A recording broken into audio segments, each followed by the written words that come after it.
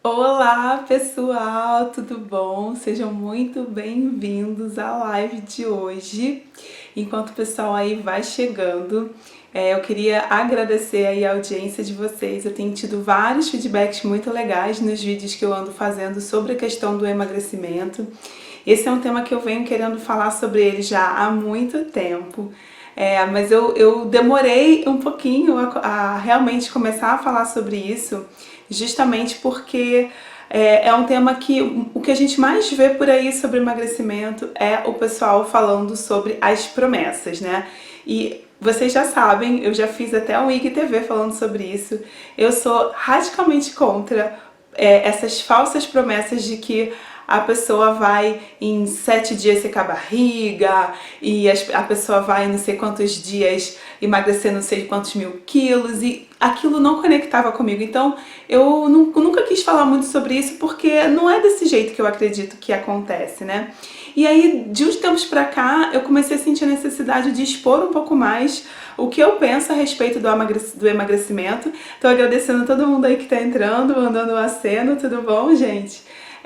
Então, assim, a live de hoje eu vim trazer esse tema justamente para falar sobre essa questão das polêmicas, né? Então, o título da live, o tema da nossa live, eu até trouxe minha colinha aqui para vocês. O pessoal da minha família entrando, olá, olá, olá, muito bem-vindas, viu? Muito obrigada. Então, o tema da live de hoje, vamos direto ao ponto pra gente também não perder muito tempo, né? Por que a maioria das estratégias de emagrecimento ou não funciona ou só funciona até a página 2, que é o que a gente vê, né? Então, existem muitas estratégias que a gente vê. Quando a gente busca essas estratégias, a gente pesquisa na internet, vai aparecer um monte de coisa. Vocês já devem ter tido essa experiência, né, pessoal?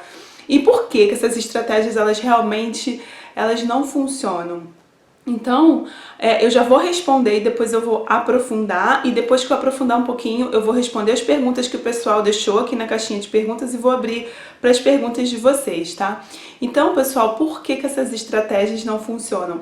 Porque simplesmente elas não vão na raiz do problema. Essa é a verdade. Então, assim, quando você fala de uma dieta de seca a barriga em 7 dias, quando você fala de uma fórmula mirabolante ou de um chá de não sei quantas mil ervas, na verdade, tudo isso é um paliativo, nada disso tá indo no que realmente faz a gente engordar. Então, por não ir na raiz do problema, aquilo que você faz acaba tendo um efeito, que é um efeito temporário, e tem alguns casos que você até tem um efeito, né? Você até tem uma certa perda de peso inicial, mas logo isso se estabiliza, ou muitas vezes a pessoa até passa a ganhar mais depois. E aí, para falar então do porquê que não está indo na raiz do problema, eu preciso falar do que é a raiz do problema, né? Então, o que é a raiz do problema? Por que a gente engorda? Na verdade, a gente sabe que a obesidade ou o ganho de peso é uma condição multifatorial, ou seja, existem vários fatores que vão contribuir para a gente ganhar peso. Na verdade, cada um dos fatores, eu vou falar para vocês quais são, né? Cada um desses fatores daria por si só uma live, mas eu vou dar uma pincelada geral e eu vou aprofundar no último, tá? E esses fatores que fazem a gente engordar, isso tem a ver com fatores que a gente não pode mudar, como por exemplo a nossa genética, e fatores que a gente pode mudar, como por exemplo o nosso estilo de vida, tá? Mas então vamos falar da raiz, né? O que faz a gente engordar? Então existem alguns fatores, e o primeiro deles então é a nossa genética. Sim, existe variação genética, existe variação na forma como a gordura se distribui no nosso corpo, né? Então a gente tem, por exemplo, pessoas que têm mais predisposição a acumular gordura na região do tronco, existem pessoas que têm mais predisposição a acumular gordura na região de quadril. Então isso tem sim um componente genético, isso também tem um componente endócrino. Então os hormônios, especialmente os hormônios sexuais, eles têm um efeito de onde essa gordura vai parar no nosso corpo, né? Então a gente tem aí a questão genética, a gente tem a questão hormonal, que é mesmo fisiológica, né? E a gente tem a questão, por exemplo, doenças. Então existem doenças que fazem a gente engordar? Sim, existem. Existem doenças que causam obesidade, existem doenças que predispõem à obesidade. Então, um exemplo de doença que causa realmente o ganho de peso é a síndrome de Cushing, que é uma doença onde você tem um excesso da produção do hormônio cortisol que acontece no seu próprio corpo. Isso é um exemplo, tá? Um exemplo de doença que ganha peso, muitas pessoas falam, né, o hipotireoidismo. Na verdade, isso é meio controverso, mas enfim, é um exemplo. E exemplo de doenças que podem predispor ao ganho de peso, como por exemplo, você ter uma fratura na perna e você ter que ficar parado e aí você acaba não fazendo mais exercício, ou a própria depressão. A gente sabe que a depressão é um fator de risco para ganho de peso. Então assim, existem fatores que são médicos, né, que são mais sérios, mas não é a maioria dos casos. Não é por isso que eu imagino que a maioria de vocês está aqui, porque eu acho que se vocês estão aqui, vocês estão querendo perder aquele 1 ou 2 quilinhos, né, pelo menos pro verão. Então, pessoal, seguindo aí dos nossos fatores, né, deixa eu usar aqui a minha cola. Então, eu já falei das causas genéticas, eu já falei das doenças. Existe um fator que poucas pessoas falam, que podem fazer com que a gente ganhe peso, que é o fator ambiental. Então, no último congresso de endócrino que eu fui, o brasileiro de endocrinologia, teve uma mesa redonda falando do efeito dos desreguladores endócrinos no ganho de peso, inclusive no risco de diabetes. O que são esses desreguladores endócrinos? São esses químicos que estão presentes no ambiente, então na poluição do ar, né, nos agrotóxicos, nos químicos corantes e conservantes dos alimentos, do plástico que a gente esquenta o alimento. Então assim, esses poluentes, eles estão cada vez mais presentes na nossa vida, né? E a gente já tem estudos mais recentes que comprovam que eles estão relacionados ao ganho de peso. Então, dependendo do lugar onde você mora, olha que coisa, né? Você pode ter mais risco do que outras pessoas. Então, quem mora numa área com mais verde, com menos poluição, acaba sofrendo um pouco menos desses efeitos. E pensar nisso pode ser muito louco, né? Mas é verdade. E aí existem questões relacionadas ao estilo de vida e a gente começa a entrar aí no ponto onde a gente consegue mudar. Então, é claro que o nível de atividade física que a gente faz vai impactar no ganho de peso, né? A forma como a gente se alimenta vai impactar nesse ganho de peso e a gente tem também fatores relacionados às emoções, e isso já dá um grande capítulo. Então, para fechar, a gente tem aí esse mapa da obesidade, quer dizer, a obesidade é uma doença multifatorial e provavelmente existe mais de um fator coexistindo no caso da maioria das pessoas, pelo menos na maioria das pessoas que eu costumo avaliar no meu consultório. Então, por que a maioria das estratégias para emagrecer não funciona? Porque ela está agindo em um fator, e geralmente é o fator alimentação. E nem sempre a questão está na alimentação.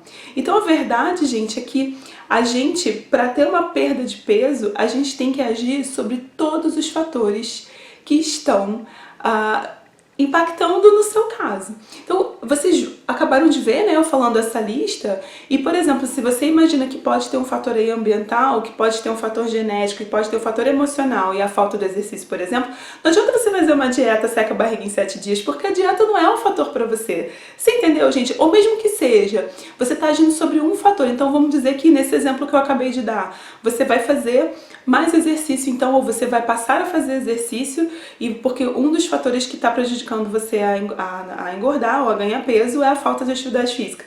E aí você agiu sobre um fator, mas você não agiu sobre os outros. Então esse fator ele vai ter um impacto, mas vai chegar um momento em que ele sozinho não dá conta, porque tem outros fatores agindo. Então olha que importante isso, né, gente? As pessoas vendem muitas promessas nas mídias. Hoje em dia com rede social, então a gente vê um monte de coisa sendo falada. Eu queria agradecer a presença de todo mundo que está acenando aí pra mim. Eu tô vendo vocês, eu já vou abrir pra pergunta, tá, pessoal? Mas enfim, resumo da ópera. Se existem tantos fatores que podem estar interferindo e prejudicando a minha perda de peso, não adianta eu agir só sobre um fator. E é por isso que não existe uma fórmula mágica. E é por isso, gente, que não existe uma fórmula mágica que sirva para todas as pessoas. E isso tem que estar na mente de vocês. Principalmente quando vocês estiverem sendo expostos à propaganda, a promessas, ao Instagram daquelas pessoas muito saradas que falam que não, o que me fez emagrecer foi esse shake aqui. Gente, não é verdade. Não é verdade, porque dificilmente você tem só um fator aí agindo. No mínimo você tem sempre dois, que é a alimentação e a emoção. Não é verdade, queridos? Então, no momento em que a gente entende que existem vários fatores agindo como coadjuvantes e que eu preciso agir sobre todos eles e que geralmente as emoções estão relacionadas, na maioria dos casos, acho que vale a pena a gente parar e aprofundar um pouco mais em cada fator. Isso faz sentido para vocês? Então, se vocês concordam comigo, se vocês estão acompanhando e estão entendendo aí o que eu tô falando, manda um coração, manda um joinha aí pra mim, porque daí eu sei que eu tô indo pelo caminho certo, tá, pessoal? Então, por quê, né? Respondendo agora de uma forma mais profunda, por que a maioria das estratégias não funciona? Porque geralmente elas têm a ver com um fator só e porque geralmente elas têm... Obrigada, pessoal, então tá todo mundo aí acompanhando. Porque geralmente elas têm a ver com um fator só e geralmente elas são estratégias que a gente não consegue manter a longo prazo, tá? Então, eu vou aprofundar um pouco mais nessa questão das emoções, porque contando uma pequena historinha aqui pra vocês, né? Até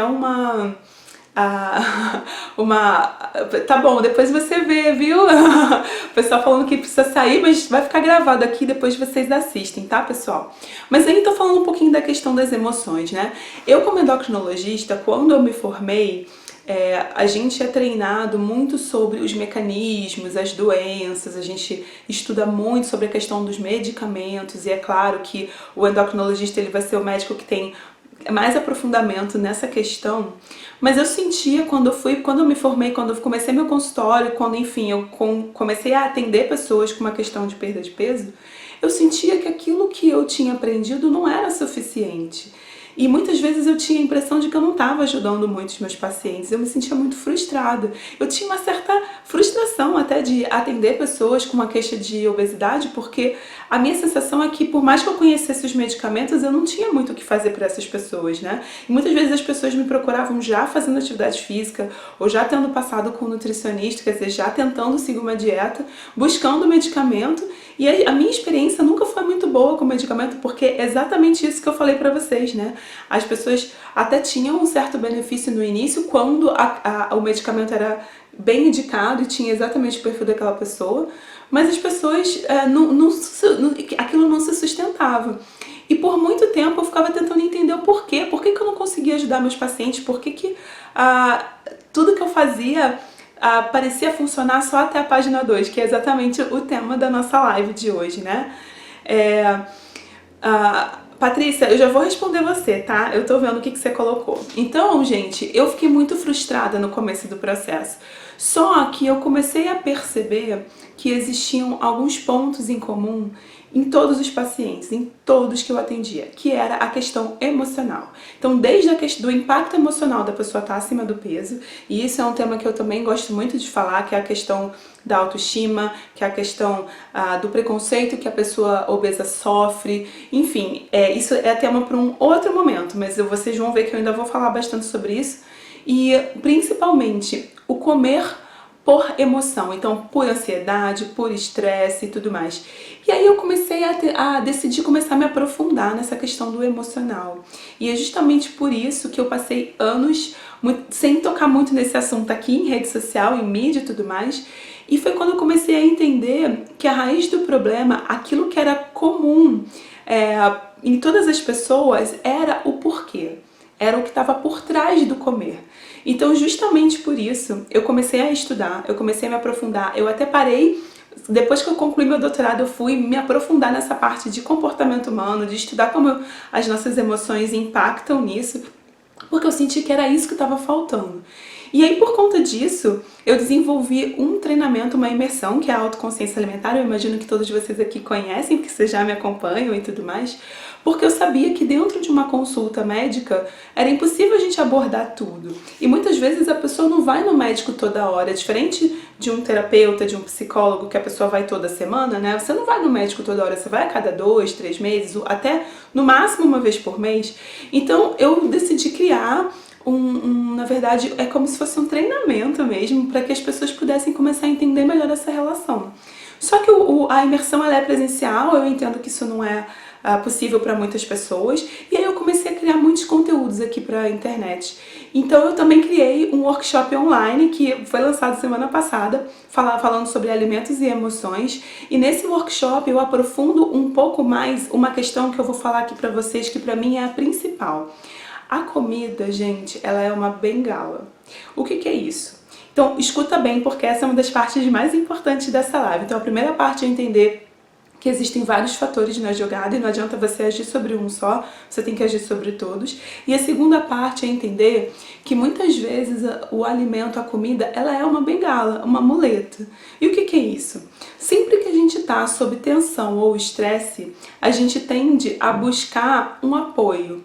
E esse apoio, ele pode ser o cigarro, ele pode ser a droga, ele pode ser o shopping, ele pode ser a comida, ele pode ser o Netflix, a rede social. Então assim, existem vários tipos de bengala e não necessariamente a bengala ela é boa ou ruim, e sim dependendo do uso que você faz dela. Mas a comida ela acaba sendo uma bengala para muitas pessoas, e saber disso e entender que fica difícil você seguir uma dieta se a tua bengala é a comida.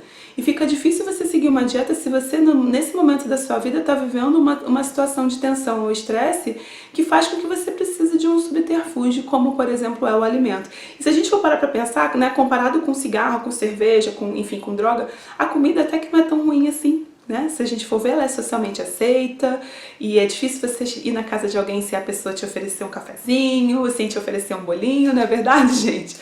Então, no momento em que a comida ela é a sua bengala, e eu aprofundo bastante isso no workshop Alimentos e Emoções, depois quem quiser, quem tiver interesse, me chama no inbox, tá, pessoal? Então, assim, no momento que você entende isso e você começa a olhar para a comida com outro olhar, você começa a entender que ela é uma bengala, e aí você começa a perceber que nos momentos em que você mais engorda é os momentos em que você mais está precisando de bengalas. Então você pode pensar assim, poxa, e se eu começar a usar outras bengalas também para me ajudar? O exercício, por exemplo, ele é uma bengala do bem, não é verdade, gente? Então existem outras, a meditação, por exemplo, ela é uma ótima bengala porque ajuda a trazer a gente para o nosso centro, ajuda a trazer a gente para um estado de equilíbrio, né? Então eu tô vendo o pessoal falando, nossa, é verdade, eu como muito por emoção. E é isso mesmo, gente, a gente come, todos nós somos assim, tá? Todos nós. É claro que, por exemplo, para quem fuma, às vezes a pessoa não come, às vezes a pessoa vai acender um cigarro, mas esse mecanismo de bengala, ele é muito semelhante para todas as bengalas, né? Quer dizer, essa ligação entre a tua emoção e a tua necessidade de usar algo para te dar um alívio. Só que como toda bengala, esse alívio é temporário, e o que você tende a fazer é depois de um tempo voltar para a bengala, principalmente se o estado de tensão e estresse não mudou. Então, primeira coisa, não adianta você querer arrancar fora a sua bengala assim, você resolveu o que está te causando o estresse e a tensão, né? E segundo, se essa resolução demora, então de repente vale a pena você começar a fazer uma gestão de bengalas e dividir a tua atenção, o teu estresse em mais bengalas, tá? Não sei se isso tá fazendo sentido pra vocês. Se estiver fazendo, dá um joinha aí pra mim. Então, no momento em que a gente entende isso, quer dizer, por que aí a pessoa tá lá no maior estresse, a pessoa tá passando por um momento difícil no trabalho, vai fazer uma prova, ou enfim, acabou de brigar com o companheiro, com a companheira, e vai na comida. E aí ela engorda. E aí, de repente, ela engordou, e aí ela pensa assim, bom, eu engordei, eu preciso emagrecer, e aí, obrigada pessoal, dando tchau aí, dando a mãozinha aí pra mim. Aí eu engordei, aí eu preciso emagrecer, então agora o que eu vou fazer? Eu vou fazer a dieta da minha vizinha. E aí a pessoa vai lá e pega a dieta da vizinha e segue aquela dieta de, sei lá, 600 calorias que a pessoa passa fome. Imagina se isso não vai ser um fator de estresse pra ela. Imagina se ela não vai ficar mais estressada, né? Então, assim, a gente precisa entender que tem horas que não dá pra fazer nada radical. E outra, a pessoa não vai aguentar fazer a dieta porque ela tá vivendo um momento de estresse. Então também a gente tem que ser um pouco gentil com a gente mesmo, entender o que tá por trás e traçar uma estratégia que seja mais a médio e longo prazo, porque isso precisa ser mudado, tá? A Cristina está perguntando se tem alguma relação hormonal com a ansiedade para comer. Por exemplo, tem mais vontade de comer na TPM. Sim, é claro que existe. Existe essa questão hormonal. Inclusive eu falei no começo, né? Que é uma questão importante. Os hormônios, eles têm um efeito sobre o comportamento. E a mudança hormonal, ela pode fazer a gente querer mais. Comer mais. Certo, gente? Então, só para eu não perder aqui o fio da meada, eu já vou ver Obrigada, viu, Vanessa? Eu já vou ver aqui as perguntas de vocês, tá? Então, o fator emocional por si só, ele já daria também uma live, né? E aí, o que eu quero trazer de proposta para vocês é, a partir do momento que vocês agora já sabem que tem um fator emocional, que na verdade ele não tá sozinho, provavelmente existem outros fatores aí contribuindo com o teu ganho de peso, tá? Eu queria que vocês parassem para refletir no seguinte: o que significa a comida para você? Qual é o papel da comida na tua vida? Né? O que deflagra você a usar essas bengalas? E aí, eu vou fechar essa reflexão, vou deixar vocês com essa reflexão, vou fechar o conteúdo para começar a responder as perguntas então, tá bom, pessoal? Então, primeiro, respondendo a Cristine, sim, a mudança hormonal, principalmente essa queda hormonal na TPM, ela faz a gente ter mais desejo por comida. Existe uma explicação fisiológica para isso, mas eu não vou entrar nisso aqui nessa live, senão vai ficar muito longa, tá? A Patrícia falou, então já que é tanta coisa, parece que eu não vou conseguir nunca. Na verdade, Patrícia, eu acho o contrário. Eu acho que quando a gente tem uma estratégia de curto prazo, a gente pode se frustrar. Mas se a gente pensa no médio e longo prazo, olhando para tudo que está interferindo, não só você vai emagrecer, como você vai se sentir melhor, com mais saúde, muito mais feliz. E eu acho que esse é o caminho, tá, minha querida? O hormônio da tireoide desregulado aumenta a fome e a ansiedade? Olha, a questão do hormônio da tireoide é uma pergunta muito interessante, porque o hormônio da tireoide é aquele hormônio que regula o nosso ritmo, o ritmo que o nosso corpo funciona, né? Ele regula o nosso metabolismo.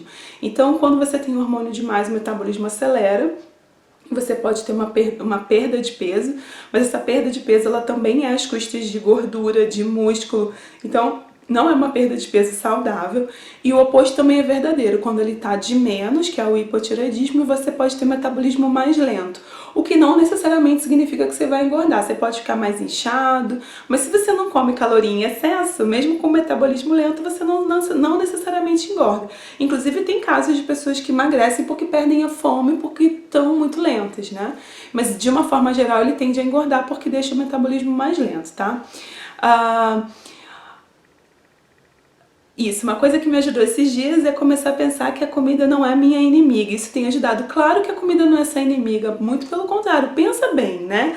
Se você pode usar uma bengala para te ajudar, e você pode usar essa bengala de forma inteligente, aí eu acho que vai entrar aquelas receitinhas, por exemplo, de brigadeiro de batata doce, de bolo de banana com aveia, que tem a questão afetiva, mas que são doces do bem. Então, até eu fiz um post no blog falando sobre sobremesas do bem, tem vários perfis aí falando sobre doces fit. Então a comida ela não precisa ser sua inimiga, muito pelo contrário, ela é sua amiga. Você só precisa saber fazer um bom uso dela e entender o que está por trás do teu impulso de querer comer mais, tá? Agora eu vou responder 3 perguntas que deixaram na caixinha de perguntas aí pra mim. E antes de eu entrar nessas respostas, eu queria dizer pra vocês que eu deixei um link de 10% de desconto para imersão, para quem sentir no coração que quer fazer. Vai ser esse sábado, dia 30 de novembro, aqui em Campinas. Então quem estiver me ouvindo aí que for de Campinas, esse link vai durar 24 horas, então até as 8 horas de amanhã, tá? Esse link já tá na bio, se você quiser sentir no coração de participar, vai ser lindo ter você lá comigo, tá bom, pessoal? Mas então vamos responder. O Paulo Vitor me perguntou o seguinte: por que passamos por um efeito rebote depois de algumas dietas? É exatamente por isso, quer dizer, você tirou a bengala e aí a pessoa faz a dieta, ela emagrece, mas daqui a pouco ela não consegue, ela volta para a bengala e ela volta a engordar tudo de novo. Ou muitas vezes ela volta com maior tensão ainda, porque você fazer uma dieta restritiva no momento em que você está passando por um momento de tensão ou estresse, isso pode fazer com que você volte com mais força ainda em cima para a tua bengala, porque isso é um outro fator de estresse. Então a dieta muitas vezes ela é um fator de estresse para as pessoas, isso deve ser levado em consideração e muitas vezes na empolgação de querer emagrecer rápido, a pessoa se joga numa dieta que é muito restritiva, que acaba sendo mais um estressor e aí por isso tem um efeito rebote. Na verdade, é tudo isso que a gente tem conversado até agora. Espero ter respondido você, tá bom, Paulo? A Carla, oi pessoal, a Carla me perguntou em que aspecto o jejum intermitente é benéfico no emagrecimento. Essa é uma pergunta muito capciosa pelo seguinte: Jejum intermitente, na verdade, existem milhões de protocolos. Quando você fala de jejum intermitente, parece que está falando de uma coisa só, mas na verdade não é. Existem vários tipos, vários protocolos. Existem algumas evidências, existem questões religiosas e filosóficas relacionadas ao jejum. Eu não estou entrando nisso. O que eu quero trazer para vocês é um pouquinho da fisiologia. Então, quando a gente se alimenta, cada alimento, cada tipo de alimento, ele tem um tempo digestivo diferente. Vocês já vão entender por que eu estou falando isso. Então, por exemplo, uma fruta ela leva em média de 30 a 40 minutos para ser digerida, enquanto que um bacon leva em média 12 horas para ser digerido. Então, quando a pessoa começa a fazer uma dieta do jejum intermitente, principalmente sem orientação, né, seguindo coisas de internet, ela vai comer um monte de carne, um monte de produto de origem animal. Aqueles produtos vão ter um tempo de digestão super prolongado, porque quanto maior a quantidade de gordura do alimento, maior o tempo de digestão desse alimento. Eu falo muito sobre isso na pós-nutrição vegetariana que eu dou aula, né? Então, às vezes a pessoa tá achando que tá fazendo jejum, só que na verdade ela não tá. Ela faz um jejum de 16 horas, só que ela demorou 12, 13 horas para digerir aquele alimento. Então, na verdade, o jejum é de 3 horas, então é como se ela estivesse comendo de 3 em 3 horas, tá? Então, assim, para falar em jejum intermitente, a gente teria que estar falando de jejum verdadeiro, o que não é o caso na maioria dos casos. E ela me pergunta em que aspecto é benéfico no emagrecimento. Se você pega uma pessoa que come um monte de carne, um monte de proteína animal, que teria um tempo de digestão de 12 horas, e essa pessoa come de 3 em 3 horas, aquilo vai acumulando, ela pode, na verdade, estar comendo um excesso de calorias, ela pode não estar conseguindo digerir tudo aquilo.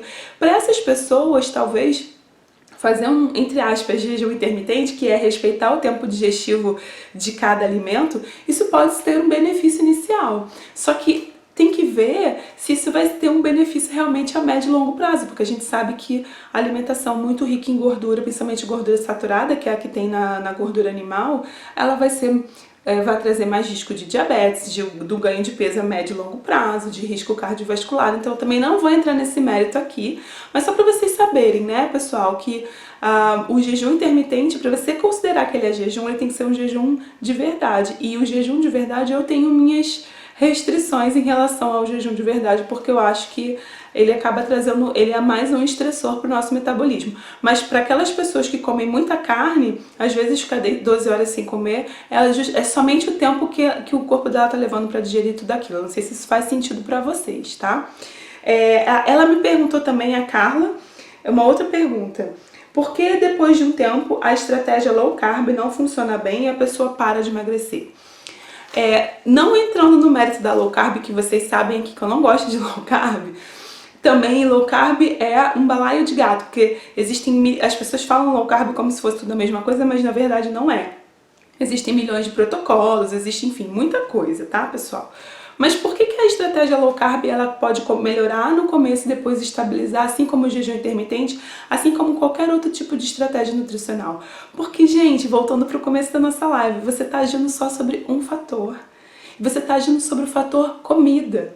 E não é sobre comida, é sobre o que está por trás do comer, é sobre o que está fazendo a pessoa comer demais, ou não conseguir seguir uma alimentação saudável, entendeu? Então, assim, tudo que você fizer que seja muito pontual ou muito focado numa coisa só, não vai ter um efeito de médio e longo prazo. Assim como o exercício. Então, muitas vezes a pessoa entra na academia e ela começa a fazer um aeróbico, nunca fez nada. Ela realmente começa a emagrecer, mas depois ela estabiliza, porque se ela não acerta a dieta, se ela não dorme bem... Eu acho que eu esqueci de falar do sono, mas o sono é um fator muito importante, extremamente importante para o emagrecimento. E eu tenho muita vontade de falar sobre o sono, especificamente num outro conteúdo, ou no IGTV, ou numa live. Depois vocês me escrevem pra me falar se faz sentido isso pra vocês, tá? Mas realmente, gente, quem não dorme não emagrece, tá? E aí, por que nenhuma dessas estratégias acaba funcionando a médio e longo prazo? Porque você tá agindo sobre uma coisa só. E o resumo dessa live é esse. Tá, pessoal? Então, eu espero que vocês tenham gostado. Se alguém quiser fazer mais uma pergunta, aproveita também pra gente não ficar muito extensa, que já tá quase batendo meia hora, tá bom? Se vocês quiserem fazer pergunta, faz agora. Enquanto vocês estão fazendo aí as perguntas, eu vou repetir aí o meu recadinho. Então, esse sábado vai ter a imersão Autoconsciência Alimentar e eu deixei um link de 10% de desconto na bio. Para vocês usarem, ele vale por 24 horas, então quem sentir no coração de estar comigo, eu vou ficar muito feliz. Também queria dizer para vocês que, resumindo, equilíbrio, é isso aí, Paty. Queria dizer para vocês que o workshop Alimentos e Emoções e Emagrecimento já está disponível, já está online. Na semana que vem o link já vai entrar na bio também, mas quem quiser já comprar, já se inscrever, é só me mandar o inbox que eu mando o link para vocês, tá bom? E obrigada pelo pessoal aí que tá dizendo que gostou, que valeu a pena. Eu realmente me dediquei a produzir essa sequência de conteúdo, me dediquei a estar aqui com vocês porque eu gosto muito de conversar sobre saúde, eu acho que é incrível.